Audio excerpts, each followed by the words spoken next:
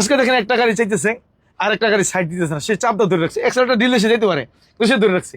তো সে যদি ফাজাইল জানতো যে আমার ভাইরে আমি সহযোগিতা করি, তাহলে 10 বছর এতেকাফ করে নেকি তার আমল নামায় দেওয়া হইতো। বলছে কেউ যদি আল্লাহর জন্য একদিন এতেকাফ করে, এই লোকটা এখন মারা গেলে জাহান্নামে চলে যাবে। ধরেন বলছে একদিন এতেকাফের দ্বারা জাহান্নাম তার কাছ থেকে 3 খন্দক দূরে চলে যায়। 1 খন্দকের পরিমাণ জমিন থেকে আসমান, তো জমিন থেকে আসমানের দূরত্ব 500 বছরের রাস্তা। আজকে এই একরামের আমল নাই, এই একটা আমল যদি চালু থাকে এই ডিপার্টমেন্ট, আমি বলতে পারি একটা আমল যে একরামের সহিত গাড়ি চালানো 100%-এর ভিতরে 90% দুর্ঘটনা কমে যাবে। এরকম বলছে যে একটা বৃদ্ধ লোক হাইটা যাইতেছে, তার হাত থেকে একটা লাঠি পড়ে গেছে, আপনি চাইতেছেন যে আমি লাঠিটা উঠিয়ে দিব, আপনি উঠিয়ে দেওয়ার আগে আরেক ভাই লাঠি উঠিয়ে দিছে, এই নিয়ত করার কারণে আল্লাহ পাক 10 বছর তাকাফ করে নেকি দান করবো। আর যদি কোনো ভাইয়ের সমস্যার সমাধান করার চেষ্টা করেন আল্লাহর জন্য, লোভ দেখানো না, সুনাম খ্যাতি যশ খ্যাতি প্রতিপত্তির জন্য না, আল্লাহ পাকের রাজি খুশির জন্য, তাইলে আল্লাহ তাআলা 73টা রহমত নাজিল করবে তার উপরে। বলছে একটা রহমত দুনিয়াতে, আর একটা রহমতের দ্বারা দুনিয়ার সমস্ত জরুরতকে আল্লাহ পাক তার পুরা করে দিবে। আর 72টা রহমত কোথায়? আখিরাতে পুরা করবে।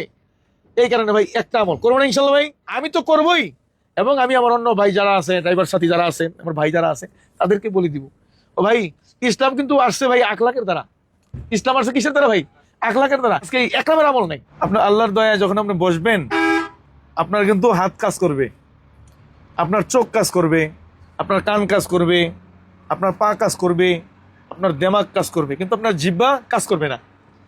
তখন আপনি আপনার জিহ্বাকে জিকিরে লাগাই দেন, সুবহানাল্লাহি ওয়া বিহামদিহি, সুবহানাল্লাহি ওয়া বিহামদিহি পড়তে থাকেন, আস্তাগফিরুল্লাহ আস্তাগফিরুল্লাহ পড়তে থাকেন, সুবহানাল্লাহ আলহামদুলিল্লাহ লা ইলাহা ইল্লাল্লাহ আল্লাহু আকবার পড়তে থাকেন।